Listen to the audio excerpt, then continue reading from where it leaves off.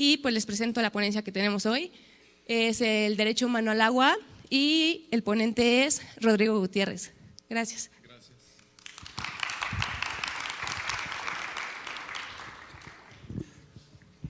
Gracias por la invitación. ¿Se escucha? Sí. Bueno, pues en primer lugar un agradecimiento a los organizadores, a WCEN, por invitarme a estar en este espacio de reflexión latinoamericano sobre problemas relativos al tema de la sustentabilidad, bienes comunes y la defensa de los mismos. A mí lo que me han pedido que haga es que coloque algunas ideas en relación con el tema del derecho humano al agua. Y como es un espacio interdisciplinario y yo soy abogado principalmente y he dedicado los últimos años de mi vida profesional a reflexionar sobre el tema de los derechos humanos. Soy especialista en derechos humanos, soy un constitucionalista que trabaja derechos humanos y que ha ido también pensando el tema del agua en relación con los derechos humanos. Entonces me han pedido que me refiera al tema del derecho humano al agua. Como este es un espacio no solo interdisciplinario, sino además internacional, intercultural, lo que quise hacer es una reflexión general sobre el modelo dominante de desarrollo que impera en América Latina. Lo que pasa es que este modelo de desarrollo se expresa con mayor rotundidad en algunas de las áreas de nuestro continente, en otras menos, evidentemente. Nuestro continente es muy complejo y tiene realidades muy diversas. Yo lo que voy a intentar hacer es referirme a un modelo de desarrollo tendencialmente dominante que ha sido combatido en distintos espacios y en distintos momentos históricos por grupos organizados en la lucha por el bienestar y por la vida digna y por los derechos, ¿no? Entonces, evidentemente no es lo mismo Cuba que Bolivia, que México hace 10 años, o el México que estamos viviendo hoy en un proceso de transformación, o la Argentina de los Kirchner frente a la Argentina de Macri hoy.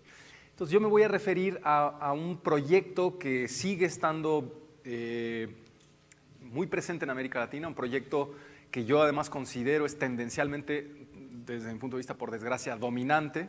Me voy a referir a ese proyecto y cómo se relaciona eso con el tema del agua y con el tema del derecho humano al agua. Eso es lo que voy a intentar hacer. Espero que sea sugerente, que invite a que pensemos los problemas del agua en nuestro continente, sobre todo en el sur global, ¿no? No voy a pensar tanto ni en Estados Unidos ni en Canadá, sino más bien desde México hacia abajo.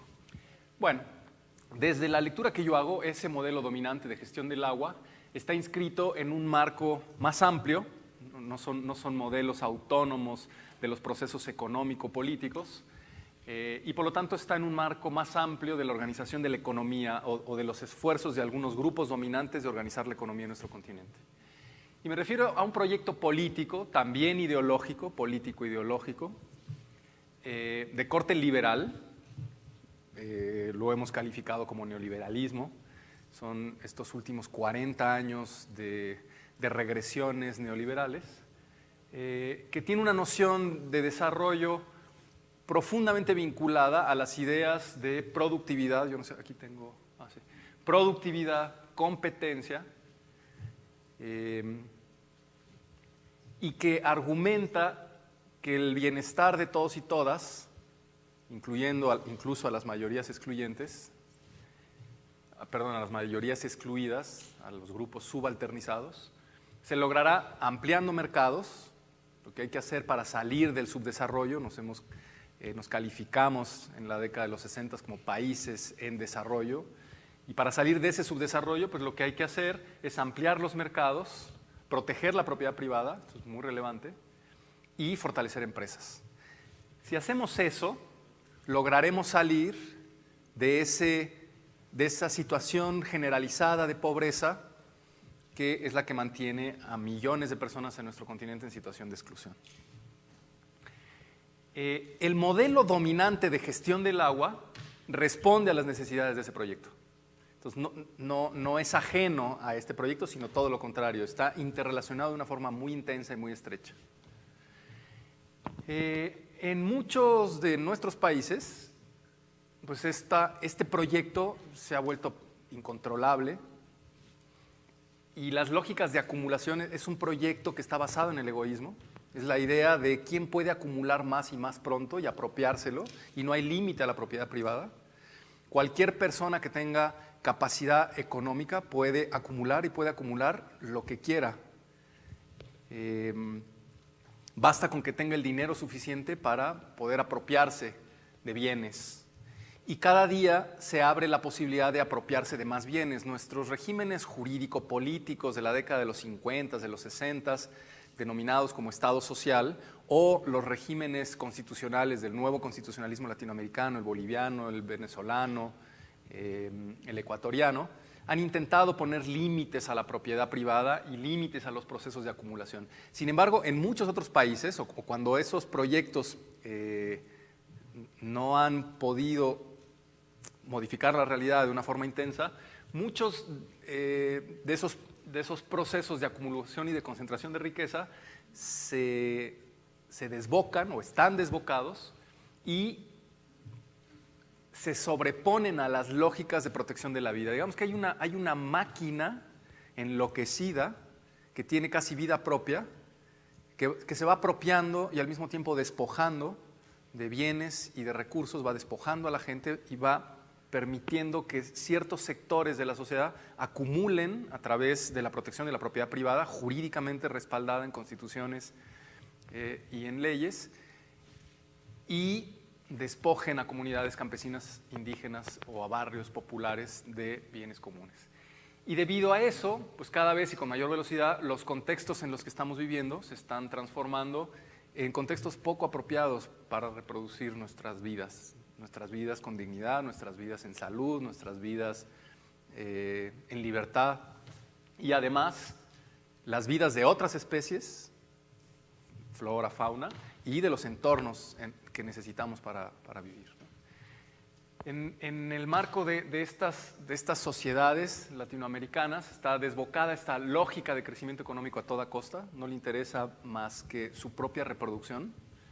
Es la vida del capital por encima de la vida de las personas y de la naturaleza. Y está estrechamente relacionada pues, con la producción masiva de mercancías y de servicios, ¿no? El capital lo que necesita es producir bienes para meterlos al mercado de esos bienes, comenzando desde los commodities, y así generar procesos de acumulación y luego reinversión. Y esto está guiado por dinámicas pues, de reproducción ampliada de capital y no por necesidades humanas ni por necesidades de la naturaleza. Aquí interesa decir que esa máquina autoprogramada, que avanza como una planadora, que no parece tener freno alguno, o los frenos que les hemos intentado poner no la logran bloquear del todo y en todas sus expresiones, esa máquina atraviesa muchos procesos que van desde la extracción para que esas lógicas de acumulación y de producción tengan vida, pues hay que usar recursos. Necesitamos bienes comunes para producir mercancías. Y luego necesitamos tener un aparato productivo, necesitamos industria, y luego necesitamos un aparato de consumo, y además tenemos que tener consumidores, hay que fomentar el consumo. Y luego es una sociedad que desecha todo el tiempo, como lo que necesita esa máquina para vivir es desechar para poder volver a consumir. Entonces todo el tiempo esa máquina es expulsora de residuos, es expulsora de productos procesados, muchos de ellos altamente contaminantes. En todos esos ciclos, desde la extracción, la producción, el consumo y el desecho, el agua está involucrada de forma muy intensa. El agua es un elemento indispensable. Sin el agua no se mueve nada de eso. El agua es fundamental para la vida y también es fundamental para el capital. La reproducción del capital no se puede pensar sin el agua. Por eso hay quien dice que quien tiene el control del agua en realidad tiene el control sobre una sociedad. Porque piensen ustedes en tener la capacidad de cerrarle el agua a las empresas, o de cerrarle el agua a la agricultura, o de cerrarle el agua a un municipio. Ahora, ustedes tuvieron la mala fortuna, quienes vienen del extranjero, de estar viviendo un acontecimiento inédito en nuestra ciudad, de una reparación de una de nuestras fuentes principales de agua, y muchos de nuestros barrios están experimentando una emergencia relacionada con el tema del agua, porque hubo que cerrar la llave a la ciudad. Entonces, imagínense la capacidad de control político, económico que tiene aquel sector de la sociedad que controla el agua.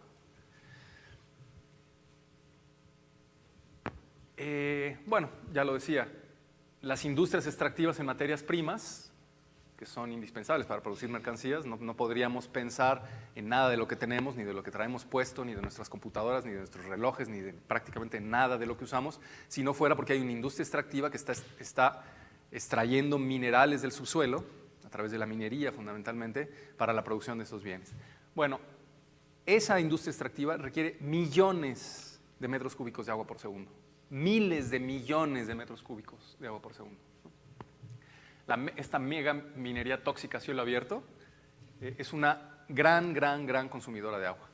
Una mina de oro de tamaño medio consume unos 100 litros de agua por segundo, es decir, 8.640.000 litros por día. Entonces, imagínense lo que representa, por ejemplo, porque un caso concreto, específico que ahora está ocurriendo en nuestro país, que en una ciudad en el desierto, como es la capital de Baja California Sur, que es La Paz, hoy es una ciudad que ya tiene problemas de agua por vivir en un desierto, y hoy el gobierno ha otorgado concesiones para que una minera a cielo abierto, para producir oro, un bien suntuario, que lo único que va a generar es uso de esos recursos naturales para producir un bien de lujo con el cual se van a enriquecer capitales transnacionales canadienses, estén utilizando esa agua que debería de ser utilizada en primer lugar para la ciudad y para la gente. Y sin embargo, grandes trasvases y grandes desvíos de ríos fundamentales o de acuíferos subterráneos para alimentar estos monstruos que beben agua como, pues habría que decir como mineras, ¿no?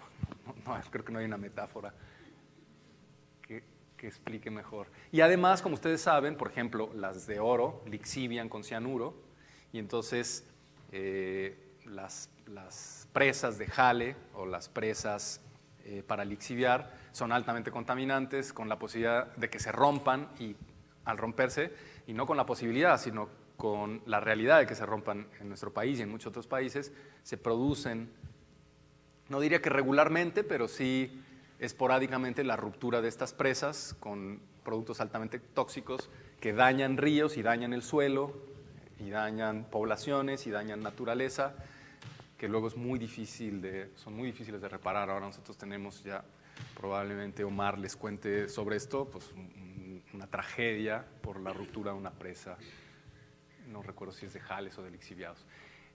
Hay otra industria, bueno, la industria energética, la producción de energía también necesita mucha agua, incluso la que se llama energía verde, ¿no? Las presas, por ejemplo, para producir energía, están altamente cuestionadas en todo nuestro continente por los daños ambientales y por las tragedias humanas que provocan. Hay más personas desplazadas en el mundo por presas que por guerras.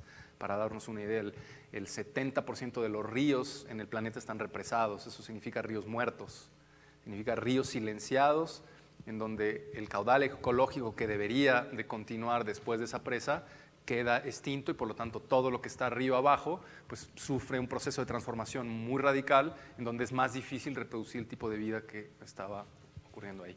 Y uno de los proyectos, digamos, novedosos de generación de gas, y probablemente de gas para electricidad, es el fracking, que, como saben, pues es inyectar aguas contaminadas con productos químicos, muchos productos químicos, para romper la roca en el subsuelo y permitir la liberación de gas lutita, con un retorno de agua que no sabemos muy bien qué hacer con ella, un retorno de agua contaminada que tiene también potenciales peligros para la vida y para la salud. Y todo esto, digamos, supuestamente manejado con cuidado por parte de las empresas, pero evidentemente siempre a expuestos todos los que estamos alrededor de esas exploraciones a graves riesgos ambientales, y además con un consumo ingente de agua y con la contaminación de la misma. Bueno, algunas cifras, ¿no? Ya probablemente ustedes han leído esto, ¿no? El tema de la huella hídrica. ¿Cuánto agua se necesita, por ejemplo, para un vaso de leche? ¿No? ¿O cuánta agua se necesita para una hamburguesa? ¿O una rebanada de pan? ¿O un kilo de carne de res? 15.000 litros cada vez que se echen un taquito, ¿no? Bueno, un taquito, no un tacote, porque sería un taco de 1 kilo. Y evidentemente esto no es, o sea, los 15,000 litros pues tiene que ver con que la vaca de la cual vamos a aprovechar esa carne, pues tiene que alimentarse, y para alimentarse tenemos que regar los plantíos de la pastura con agua, además del agua que la propia vaca beba y además del agua que se necesite para cualquier otro proceso productivo de la carne. Pero dense ustedes cuenta de la brutalidad de agua que se necesita para estas cuestiones muy sencillas. 140 litros para una tacita de café. Ahora imagínense lo que se necesita para producir un coche o un celular, esos que nos piden que tiremos cada 2 años, se le rompe la pantalla, más que están diseñados justamente para caducar cada 2 años y que tenemos que estar cambiando. Las computadoras, ¿cuánta agua se necesita para producir una computadora? Mis zapatos, unos jeans, aquí no está la cantidad de agua que se necesita para producir unos vaqueros, ¿no? Tenemos graves problemas en nuestro país por empresas mezclilleras que están derramando residuos industriales hacia nuestros ríos. Nada de eso forma como parte de nuestra reflexión cotidiana, ¿no? Simplemente somos consumidores y a nosotros lo que nos invitan es a eso, a cambiar nuestros lentes, a cambiar nuestros gadgets, y todo el tiempo estamos gastando cantidades increíbles de agua. Aún así, lo que más agua consume es la agricultura, sobre todo esta agricultura, ¿no? La agricultura, la agroindustria, y sobre todo la agroindustria de exportación, que además utiliza paquetes tecnológicos para combatir esta no es la mejor expresión porque esto es una reforestación de monocultivos, pero muchos de los proyectos y de los procesos que están hoy en marcha para producir alimentos están comandados por grandes empresas transnacionales que están comprando miles, si no millones de hectáreas en América Latina y en África para tener este tipo de expresiones de productos de agricultura, ya sea para alimentación o ya sea para producción de diésel, ¿no? Como son los sembradíos de palma africana en el sur de nuestro país, lo cual resulta muy contradictorio y muy paradójico. Estamos devastando selvas para tener palma africana, cuyo aceite luego se utiliza para mover una camioneta de 8 cilindros, ¿no? Y vayamos cómodos en un monstruo de 2 toneladas a hacer un paseo o hacer lo que haya que hacer.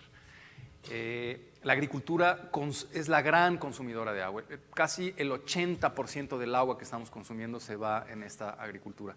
Y esa agricultura a la que me refiero, la agricultura industrial, es altamente contaminante de los suelos y también de los mantos freáticos. Hay una contaminación difusa por el uso de los paquetes tecnológicos en la agricultura. Entonces, aquí tenemos otro gran problema del uso de agrotóxicos para la contaminación o de fuentes superficiales o fuentes subterráneas de agua. Bueno, es un paradigma que lo que fomenta es un neoextractivismo galopante.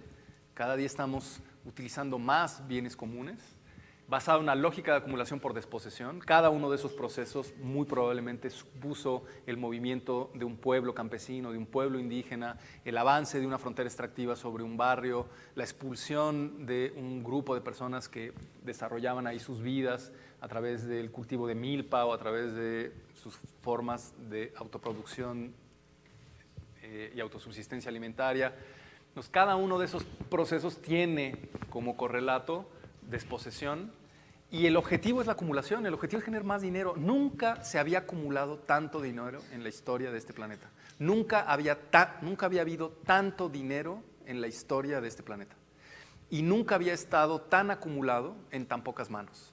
Las 500, esas famosas empresas que tienen más del 50% del Producto Interno Bruto de todo el planeta. 500 cuentas de banco que tienen acumulado lo que la mitad de la población pobre en todo el planeta, lo que 3.500 millones de habitantes tienen como riqueza. Y esas 500 empresas están justamente en el mundo de la energía, en el mundo de la agricultura, en el mundo de la alimentación, en el mundo de las semillas, en el mundo de la infraestructura, en el mundo del agua. Las grandes empresas transnacionales del agua van por todo. la pregunta que nos hacemos es ¿cuándo dejamos que el agua se convirtiera en el mejor negocio que hoy pueda haber sobre la Tierra o en uno de los negocios más rentables que pueda haber sobre la Tierra? Un bien común que es fundamental para la supervivencia nuestra y de la naturaleza, hoy es una mercancía en manos de 4 empresas transnacionales que a través de distintas vías se han ido apropiando de nuestro bien común. Y tienen, por lo tanto, este proceso al que yo ya me referí, pues una relación muy irresponsable con la naturaleza y con la sociedad a la que les están trasladando todas las externalidades negativas, sobre todo a los sectores más pobres, a los sectores mayoritarios en situación de mayor pobreza, son los que más padecen, son los que más tienen que pagar por el agua y son los que tienen peores condiciones, ¿no? Son quienes sufren la contaminación de sus ríos y no tienen los recursos para poder tratar esa agua y entonces tienen que contratar a una pipa o tienen que bañar a sus niños con agua Bonafont, teniendo que pagar cifras estratosféricas, en ocasiones hasta el 30% del salario para poder acceder a un bien sin el cual pues, uno no puede vivir. Entonces o lo consumes, es una mercancía óptima, ¿no? No hay mejor mercancía que el agua, el aire quizá. Bueno, entonces estábamos con las extractivas. También en los procesos productivos, también en la producción de bienes, pues hay un gran uso del agua y una contaminación salvaje de la misma, ¿no? Siempre nos acusan a los ciudadanos de que tengamos cuidado, de que cerremos el agua, que no la usemos tanto, que no la contaminemos, etcétera, etcétera. Pero en realidad quienes la contaminan de una forma preocupante y muy grave son las empresas. Nada tiene que ver una contaminación de agua con residuos orgánicos de un municipio que con residuos tóxicos industriales recombinados en un río que se incendia, como es el caso del río Atoyac o el río Santiago, ¿no? Y además, como somos una sociedad de desecho, basureros. No sabemos qué hacer con la basura. Es un problema monumental, mundial, y en América Latina lo es. Entonces, estamos tirando en espacios no del todo controlados una cantidad enorme de residuos que no sabemos qué consecuencias van a tener en el futuro. Muchos de ellos expuestos a cielo abierto, sobre los que llueve, lixivian, y esos lixiviados se nos van a nuestras fuentes hídricas, ¿no? Contaminan las fuentes subterráneas de agua, provocando también graves enfermedades sobre poblaciones que se alimentan de esas fuentes. Bueno, igual estoy siendo un poco pesimista, ¿no? No se preocupen, Omar será mucho peor. Bueno, cuando Omar les hable de los problemas de calidad, ahí sí que empezaremos a preocuparnos. Esto es solamente un vistazo general. Bueno, para que el modelo de gestión de agua sea funcional a este proyecto al que yo llamo tendencialmente dominante, insisto, dependiendo de dónde, el agua, digamos, los 3 planteamientos generales que uno encuentra como principios de muchas de nuestras leyes de agua en los distintos países son estos. El agua es un recurso movible, aislado de la naturaleza, generalmente gestionado por ingenieros. Así está concebida el agua desde esas normas, no en una relación estrecha e intensa con la naturaleza ni con la vida de las personas, sino más bien como un recurso infinito que hay que mover de un sitio a otro, ¿no? Es un flujo de agua que necesitamos para facilitar procesos. En segundo lugar, un recurso con el que se puede, y no solo se puede, sino se debe hacer negocio. Muchas de nuestras leyes de agua de última generación han ido moviéndose de paradigma del agua como bien común hacia agua como mercancía. El caso mexicano es emblemático en eso. El agua tiene que tener un valor económico, tiene que entrar en el mercado, porque el mercado es el ente regulador más eficaz para luego garantizar que todos podamos acceder a este bien. Y además, si se convierte en una mercancía y hay una empresa que la va a gestionar y nos va a cobrar una tarifa, a nosotros nos va a doler pagar por ella y entonces vamos a bajar el consumo, ¿no? Esta es más o menos la idea, dicho de una forma muy general y muy básica, que está detrás de esos principios que están soportando muchas de nuestras leyes de agua.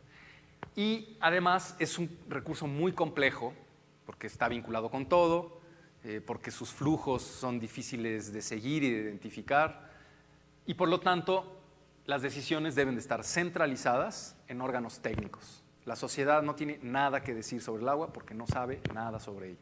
Entonces tenemos que tener un órgano regulador, un órgano central, tendencialmente autoritario, compuesto por expertos, sobre todo con ingenieros, porque son los que saben poner los tubos y hacer las presas, que eso es lo que se necesita para llevar agua de aquí para acá, y que ellos deciden. Entonces la sociedad, por favor, que no esté molestando, ¿no? Porque usted no sabe que aquí hay un principio de gravedad y por problemas de gravedad es que yo no le puedo llevar agua a usted.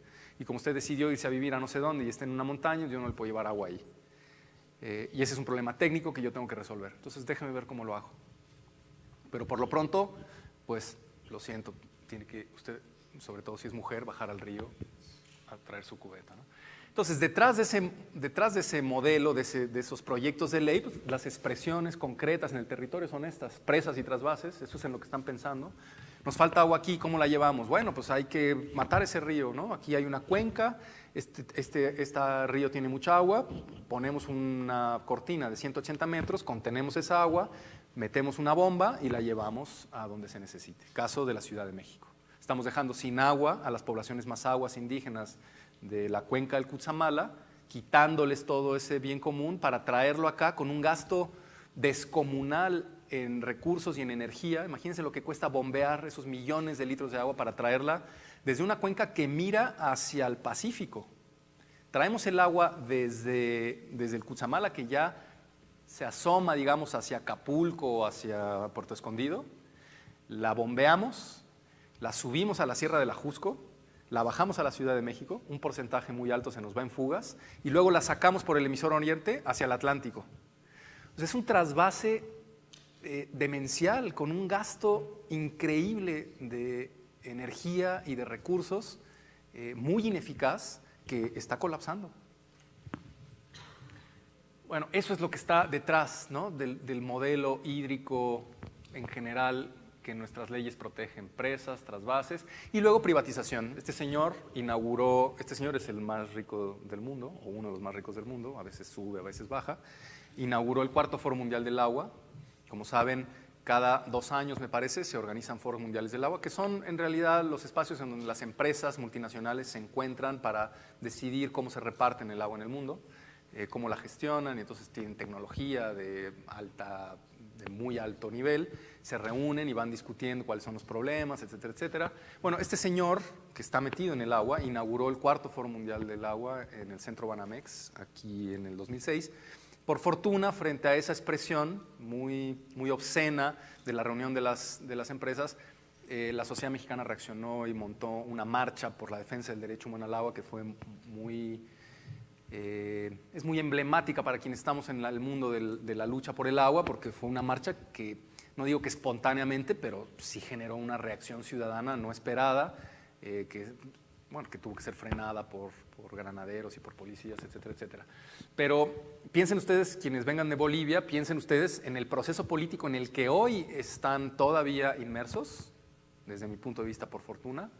Eso es muy debatible, pero independientemente de la opinión política que cada uno tengamos de eso, una de las semillas fundamentales para la reacción contra el proceso neoliberal fue el tema de Cochabamba en una lucha contra la privatización del agua. Y piensen ustedes en Argentina, que hoy está endeudada, los ciudadanos argentinos están endeudados por décadas para pagar cifras multimillonarias a las empresas que privatizaron el agua y que fracasaron. Y acusaron al gobierno argentino ante paneles internacionales y le están obligando a pagar unas cifras increíbles por haber fracasado en...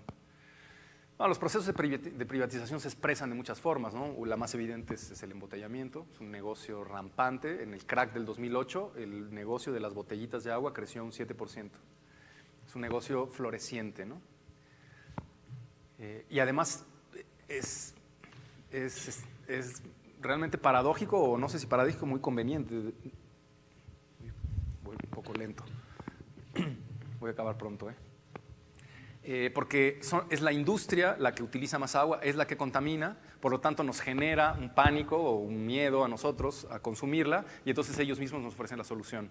No, como el agua de las redes no es un agua confiable, como el agua está en general en cualquier sitio contaminada, pues consúmeme a mí, que yo sí te garantizo que aquí tienes un agua limpia. Falso además, Ya también Omar les hablará de la investigación de la doctora Marisa Massari, le estoy pisando el terreno un poco feo, pero Marisa Massari, que es una investigadora de esta universidad, ha hecho, que es un especialista en calidad de agua, ha hecho investigación sobre las distintas botellitas de agua saludable, encontrando, no les quiero ni decir qué, por fortuna aquí no veo ninguna botella, pero hay coliformes fecales, o sea. Yo solo les digo lo que me dice Marisa, no tomen Bonafont. Bonafont no. Y luego tecnocracia, ¿no? Lo que ya les decía. Estos son los que deciden. Ellos son los que saben, ellos son los que deciden. Ellos son los que firman. Y entonces lo que tenemos en general en nuestros marcos legales pues es autoritarismo hídrico, centralización de las decisiones en órganos técnicos con vínculos corruptos a poderes privados, mucha corrupción, opacidad de la información, legalmente estatuida. En el caso mexicano, el agua es considerada de seguridad nacional. Al ser de seguridad nacional, entra dentro de la ley de acceso a la información y queda bloqueada. Entonces, si un ciudadano va y pregunta, oiga, ¿cuál es la calidad de agua? Oye, ¿de dónde viene esta agua? No, es información reservada. Entonces, hay opacidad, que forma parte de ese autoritarismo, y, por supuesto, leyes sin el reconocimiento del derecho humano, con estas prioridades a las que yo ya me he referido.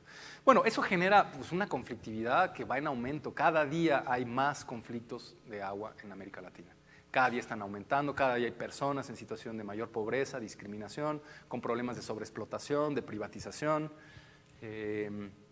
contaminación de las aguas. Ese modelo lo que está generando, por lo menos de una forma muy evidente en nuestro país, es un colapso del sistema hídrico, un colapso muy preocupante. Tenemos muchas ciudades con muchos problemas muy graves y la solución que nos ofrecen es el mercado. Van a venir las grandes transnacionales a resolvernos el problema. Esa es la única solución que nos ofrecen. Entonces, frente a ello, y aquí tenemos procesos de privatización en varias ciudades, aumentos exponenciales de las tarifas, no cumplen con los contratos, no podemos utilizar los recursos legales para impugnar a las empresas, a diferencia del Estado, por ejemplo, el recurso de amparo. En fin, se convierten en monstruos muy difíciles de controlar por la parte de la ciudadanía. Entonces, lo que también ocurre es, ya basta, no más, que en ocasiones, no digo que siempre, puede ser acompañado por el discurso de los derechos humanos. El discurso de los derechos humanos es un discurso que hay que aprender hay que conocerlo y hay que entender que es un discurso de matriz liberal, moderna, y que por lo tanto, si nos descuidamos, se nos puede pasar del otro lado. Pero también, si lo sabemos utilizar, puede ser una herramienta en los esfuerzos de lucha por parte de comunidades, de barrios, de pueblos indígenas, de pueblos campesinos para defender sus intereses. Procesos extendidos por toda América Latina, no a la privatización del agua, procesos de pueblos indígenas luchando para mantener sus fuentes hídricas, para luchar contra la contaminación, para evitar los procesos de sobreexplotación por inmobiliarias abusivas que ocupan el territorio, lucha de pueblos indígenas en la defensa del territorio, en el derecho a la consulta. O sea, una relación interdependiente entre todos los derechos, salud, vida, agua, autonomía, libre determinación, ¿no? Y que está en tribunales. No solo está en tribunales, está sobre todo en procesos políticos. Desde la lectura que yo hago de los derechos humanos son procesos políticos, no son normas jurídicas.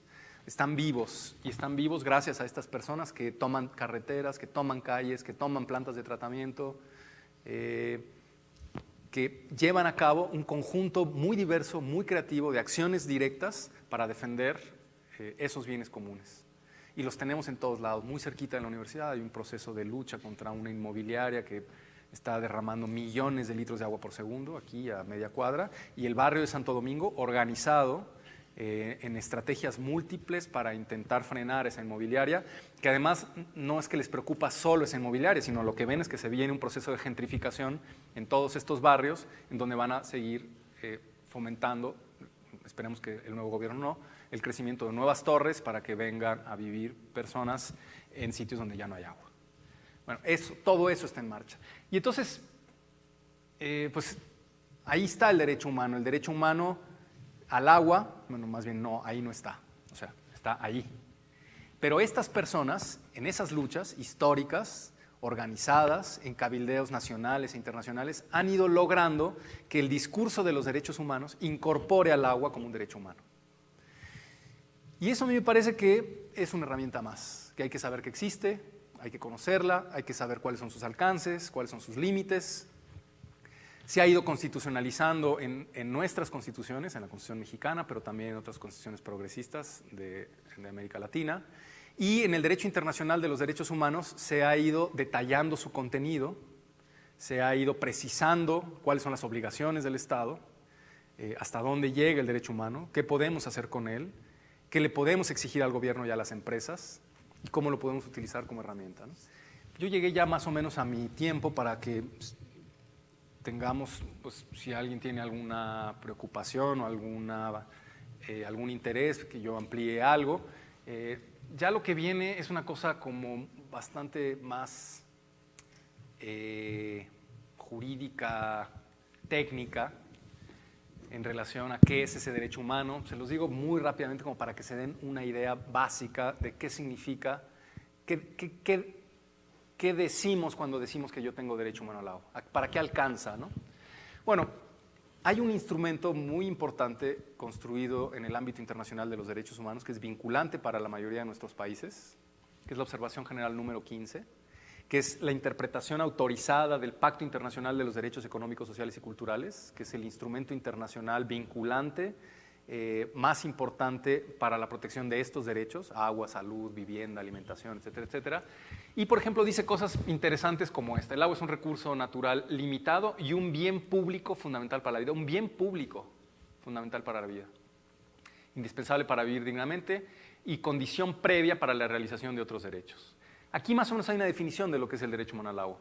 Es el derecho de todos y todas, debería decir, a disponer de agua suficiente, salubre, aceptable, accesible y asequible para el uso personal y doméstico. Para eso nos alcanza el derecho humano al agua. Luego podemos estirarlo un poquito más. Por ejemplo, ¿qué pasa? Porque aquí parecería solo uso personal y doméstico. Entonces, ¿qué pasa con una comunidad o con una familia de autosubsistencia que tiene una milpa? ¿Podría alegar que tiene derecho humano al agua para regar su milpa? Sí, yo diría sí. Para darle de beber a dos de sus animales, una vaca y un caballo para el transporte o lo que sea, sí, podemos irlo extendiendo, pero a grandes rasgos, este es el núcleo central del derecho humano al agua. Parece poco en ocasiones y, sin embargo, en las condiciones en las que estamos, ha servido para obtener algunos logros. Algunas otras ideas. El agua es necesaria para diversas finalidades, sin embargo, en la asignación del agua debe concederse prioridad al derecho de utilizarla para fines personales y domésticos. Aquí hay una prelación de usos. Entonces, el agua, en un contexto, por ejemplo, como en México, perdón que utilice México, pero es el caso que conozco mejor, en donde la ley de minas le otorga acceso preferente al agua a la minería, bueno, tener esto es una herramienta que en un momento dado nos puede permitir defendernos frente a ellos cuando aleguen ese derecho. Los elementos del derecho humano al agua deben ser adecuados a la dignidad de la vida. Lo adecuado del agua no debe interpretarse de forma restrictiva, simplemente en relación con cantidades volumétricas y tecnológicas. El agua debe tratarse como un bien social y cultural y no como un bien... Uy, justo en el momento clímax de mi intervención. El agua debe como un bien social y cultural y no como un bien económico. O sea, aunque no lo bloquea del todo, sí hay una indicación en la interpretación autorizada del PIDES de que el agua no debe ser una mercancía. El agua es un bien social y cultural, y así lo debemos pensar principalmente. Entonces, ahí hay un elemento en el derecho que nos permite utilizar esas ideas para la lucha que están emprendiendo barrios, pueblos, comunidades, intentar ir respaldando esos esfuerzos de protección frente a las lógicas muy egoístas de acumulación privada, ¿no? También debe ser sostenible, lo que no sé muy bien lo que significa eso, seguro que aquí lo estarán debatiendo mucho.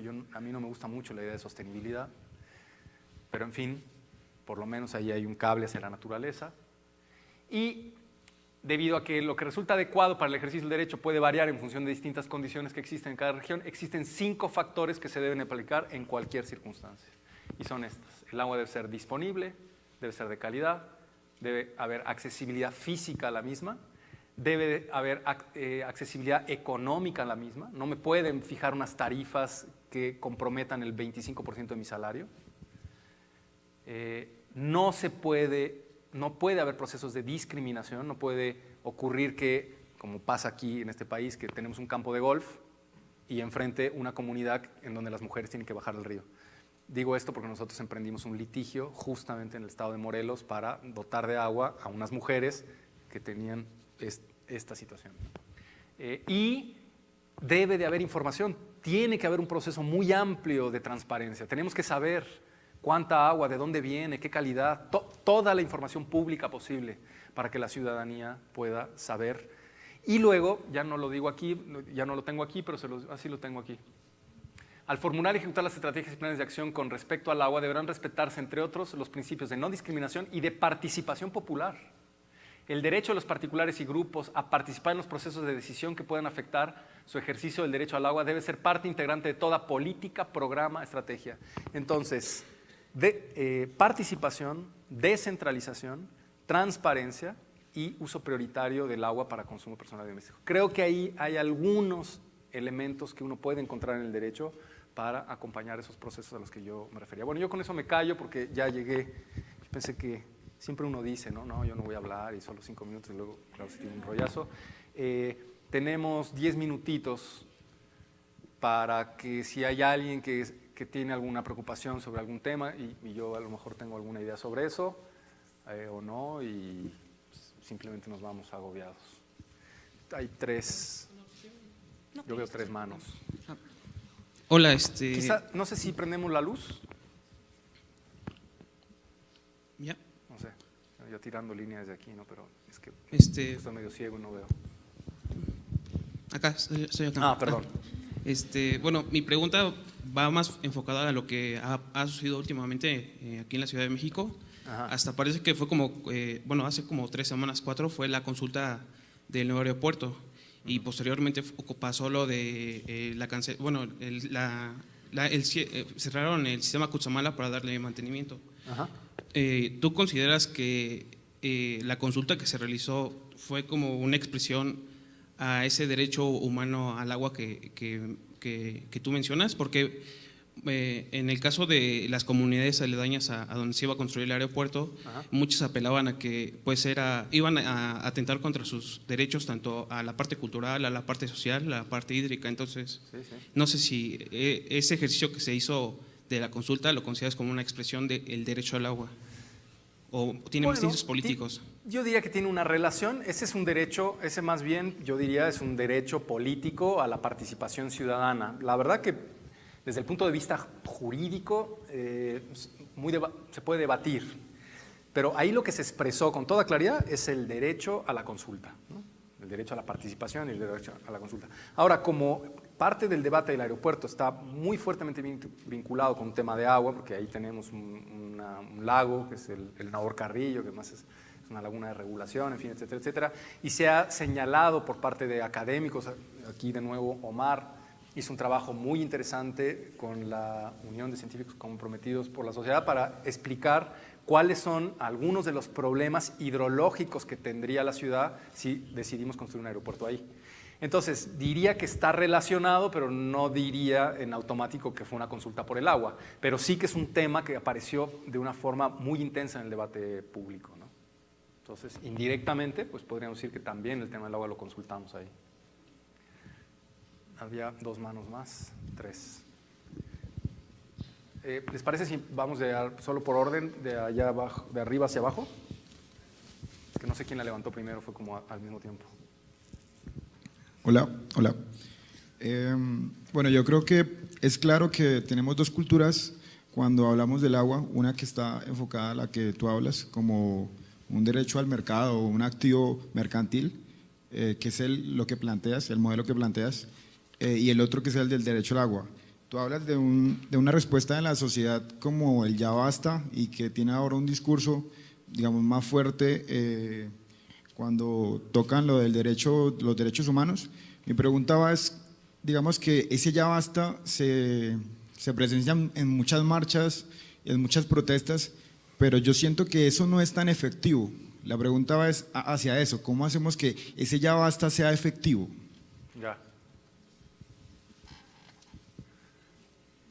Bueno, ¿qué hago? ¿Contesto una a una? ¿Cómo es la dinámica? Mi pregunta tiene que ver con entonces vamos, la siguiente.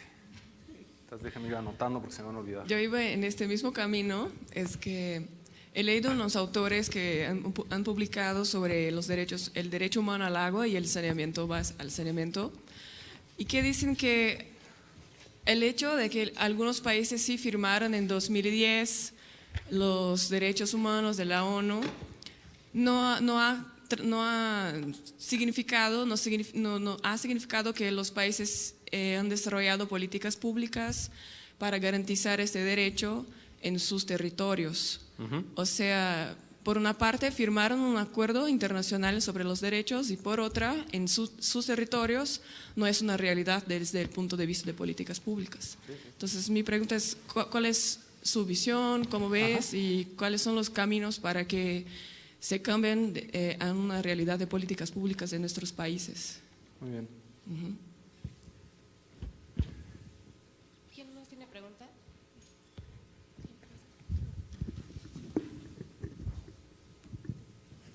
Mi pregunta tiene más como a la aplicación del derecho, específicamente al caso del agua y a la defensa del recurso.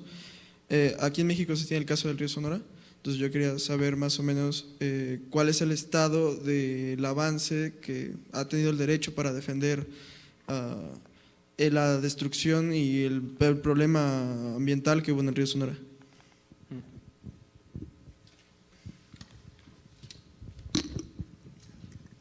Bueno, yo creo que esto, o sea, bueno, mi pregunta al final como que es parte de, la cuestión es cómo sistematizar así las acciones a tomar para justo, o sea, para que una demanda pública no se convierta en una marcha aislada, ¿no? O al mismo tiempo, pues, no sé, rescatar que pues sí, o sea, estos 500 hombres más ricos del mundo no los vas a sacar de una burbuja de comodidades, por más que quieras, por más marchas que hagas. Entonces, ¿desde qué punto se sostiene una lucha pública y se llama a más gente a, ¿no? O sea, ¿cuál es como tu punto de vista a partir del derecho? ¿Listo?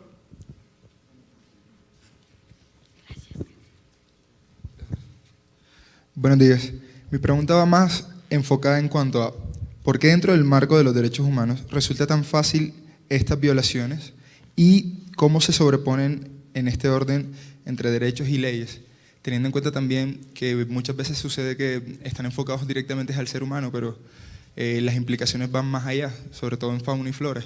Entonces, ¿cómo esto se ha venido omitiendo históricamente y se han enfocado solamente en el ser humano? Entiendo. O sea, ¿por qué la naturaleza no está...? Sí, ¿por qué la naturaleza ahí se encuentra omitida y se le da más ponderación al hombre, pero también cómo se sobreponen en el marco de los derechos humanos estas leyes y derechos? ¿Y por qué son tan permisibles las violaciones continuas? Ya, esa fue la última.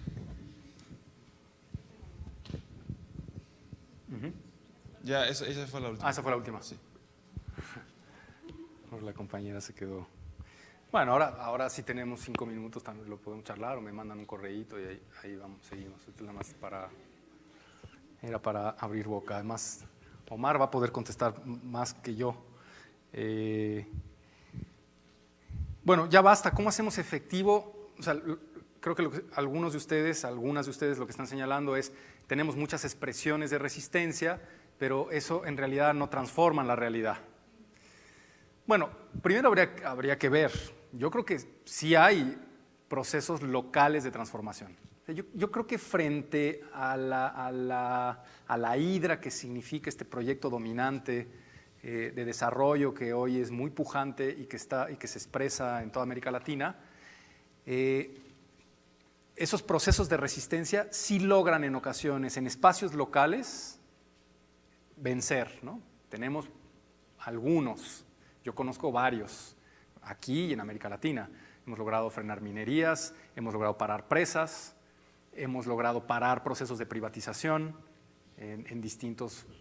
Ahora, ¿cuál es el problema? Que el monstruo es tan grande, es tan violento, tiene tanto dinero, tiene tantos recursos y además ha logrado, por una cosa que ahora no sería complicado de explicar, pero tiene que ver con el derecho internacional comercial, ha logrado doblegar a muchos de nuestros estados y someter la soberanía estatal a las lógicas de las empresas multinacionales. Entonces los estados se convierten en muchas ocasiones en los brazos militares de esos procesos de apropiación. El Estado en muchas ocasiones para no perder dinero o para no verse enfrentado a un panel internacional, lo que hace es mandar policía y ejército a intentar acabar con esas resistencias. Pero eso no significa que haya algunas resistencias locales exitosas. Y yo creo que hay que recuperarlas y hay que verlas. Lo que pasa es que en ocasiones son muy poco conocidas, no están en los medios de comunicación. Allí hay un trabajo muy importante de nuestra universidad de ir visibilizando esas luchas, documentarlas, explicarlas, irlas compartiendo, para saber que se puede producir transformaciones. Entonces, sí es verdad que en el marco del neoliberalismo esas luchas están aisladas, que no han logrado en muchas ocasiones articular un proceso político para acumular la fuerza social suficiente y combatir a una multinacional. Pero en otras ocasiones sí, vean ustedes Bolivia. Bueno, Bolivia fue eso. Bolivia fue en un momento dado, en un momento histórico dado, con toda la crítica que se puede hacer, el debate será muy intenso, pero en un momento dado esa fuerza social acumulada logró posicionar a una persona mucho más cercana del pueblo que de las multinacionales, con todos los problemas que tiene gobernar un país, y producir modificaciones legales, probablemente para avanzar algunas políticas públicas en materia hídrica e intentar combatir eso. Ahora, lo que pasa es que no basta un Estado. O sea, Evo Morales no llegó al poder, llegó al gobierno de un país pequeño. Las multinacionales están controlando el planeta. ¿Cómo hacemos en América Latina para construir una fuerza social entre estados para lograr enfrentar esos monstruos? Esa es la pregunta. No basta ni siquiera con llegar a un gobierno, ¿no? Pues son procesos políticos, pero tienen que tener su ancla en los procesos locales. Hay que ir viendo cómo se tejen esas luchas y en eso se hace mucho esfuerzo. Lo que pasa es que es complicadísimo poner de acuerdo a personas, a un pueblo campesino con un pueblo indígena, con un barrio popular, con un barrio clase media. O sea, la articulación de los procesos de lucha es muy, muy, muy, muy compleja, ¿no? Quien esté metido en eso lo sabrá mejor que nadie. Bueno, ya solo organizar esto, seguro que tuvo enormes complejidades, ¿no? Entonces, bueno, estamos en eso. Hay que ir viendo, hay que ir aprendiendo. Yo creo que hay que partir de un principio fundamental y es que esto se puede cambiar. Si esto se produjo, se puede cambiar. Y lo que necesitamos es acumular fuerza social y aprender de esas luchas. Por eso, ahí insisto, la universidad tiene un papel muy relevante, ¿no? Los países firman, pero no garantizan. Bueno, sí, porque los derechos, ya les digo, los derechos están hechas con la misma materia que la literatura, son palabras. Ahora, son palabras que obligan. El problema en el que metimos al Estado mexicano cuando logramos constitucionalizar el derecho al agua es mayúsculo. No saben qué hacer, se están revolcando, intentando esquivarlo con leyes que lo pervierten. Nos están haciendo mucho trabajo para intentar darle la vuelta al derecho. Les pusimos, no digo que una vara en la llanta de la bicicleta, pero sí una piedra que les lastima y que les incomoda. Ahora, que por el hecho de constitucionalizar el derecho, todas las políticas públicas y todas las leyes se alinean a partir de eso y cambia la realidad, no. Además, el derecho es tendencialmente conservador. El derecho no va a cambiar la realidad. La realidad la vamos a cambiar nosotros organizados. Ahora, no se va a producir una transformación sin derecho. Entonces hay que pensar también en el derecho, pero no pensar que el derecho es transformador, ¿no? Esto yo creo que es una idea importante. Lo del río Sonora, yo creo que yo no sé, Omar, si tú tienes información sobre el río Sonora. Yo lo que puedo decirles, porque no conozco el caso concreto, otros sí, ese en específico no. Sé que hay una organización no gubernamental que se llama Prodesc, que ha acompañado el proceso de lucha con amparos y con defensa legal y que gracias a eso han logrado algunos avances. Ahora, el río sigue contaminado, las empresas... O sea, es un terreno en disputa todo el tiempo. Es muy complejo lograr que una empresa gaste dinero para resolver problemas ambientales. Las empresas van a intentar no hacerlo, tienen vínculos muy estrechos con el gobierno, con quienes toman las decisiones, hay mucha corrupción de por medio, hay posibilidad, los jueces no son autónomos, hay posibilidad incluso de corromper a la judicatura, en fin, es muy complejo. Y por eso insisto, lo que en un momento dado puede permitir que avance una lucha frente a un fenómeno como ese es organización social con respaldo jurídico, con acompañamiento, tejiendo alianzas, en fin, quizá cosas que ustedes saben de sobra, ¿no?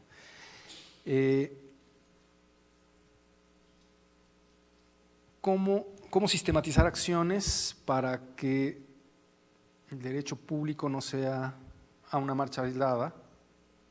Bueno, es esto, ¿no? Lo que creo que ya decía. Fíjense ahora, es interesante, en México llevamos 7 años de articulación social alrededor de una propuesta de iniciativa ciudadana de ley de aguas, que tiene todos esos elementos. Está fundada en el derecho humano al agua, está fundada en la Observación General número 15, y lo que le estamos proponiendo al nuevo gobierno es: tienes que cambiar tu modelo de gestión hídrica.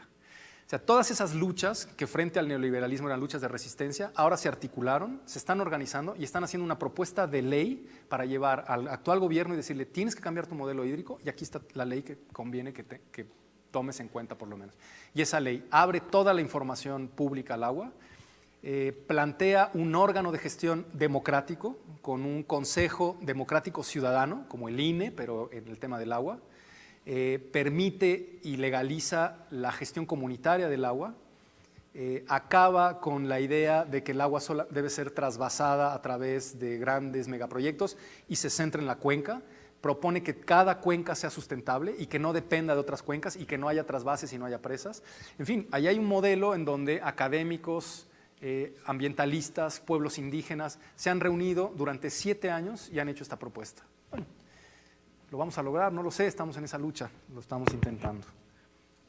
¿Es humanocéntrico el derecho? Sí, los derechos humanos son tendencialmente humanocéntricos, ese es un problema. Tienen una matriz liberal moderna, son tendencialmente individualistas. Este es un problema de los derechos humanos y por eso es importante también construir una teoría crítica para repensarlos desde las necesidades de las poblaciones abajo. En el Instituto de Investigaciones Jurídicas hay un espacio de reflexión crítica sobre los derechos humanos.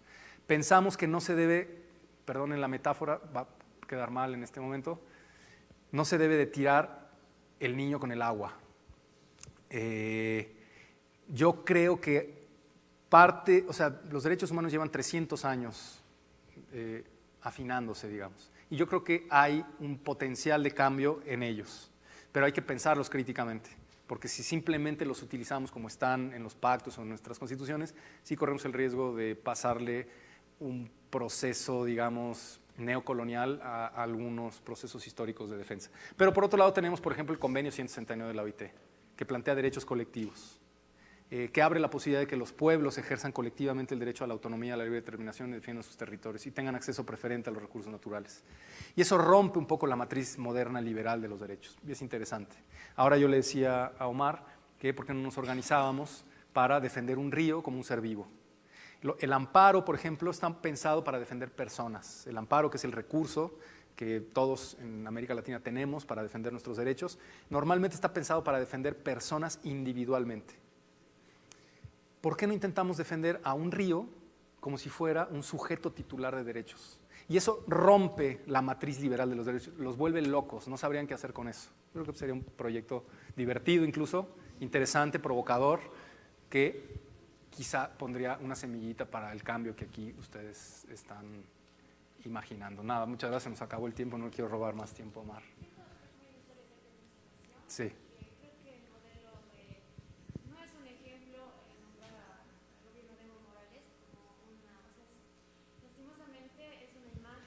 Ajá. Que realmente está destrozando nuestra constitución política, la está modificando, si bien hay leyes para la madre tierra, hay muchos proyectos hidroeléctricos, lastimosamente sí, lo sé. muchas marchas sociales, no lo sé. Millones, o sea, muchas veces no se los ha escuchado, hay intereses de por medio, lastimosamente nuestro país cada vez se vuelve más narcotraficante y que la imagen no oculte el trasfondo. No, muy bien, no, muchas gracias por la observación, me parece además muy pertinente, muy conveniente. Intenté ser cuidadoso diciendo que ahí efectivamente hay un debate muy intenso como lo estamos teniendo hoy en México, ¿no? Y me parece muy oportuna tu intervención. Efectivamente están esos procesos. Yo simplemente llamaría a recordar que intentar cambiar el mundo en la circunstancia en la que tenemos hoy, pequeños cambios en la condición en la que estamos hoy, con estos monstruos como están, en un gobierno solo no se puede. O sea, las presiones a las que están siendo sometidos nuestros gobiernos, los gobiernos progresistas, es brutal, es brutal. Creo que eso también conviene tenerlo en cuenta, ¿no? Y por supuesto también hacernos cargo de que puede haber equivocaciones, errores, desvíos y todo eso, ¿no? Muchas gracias.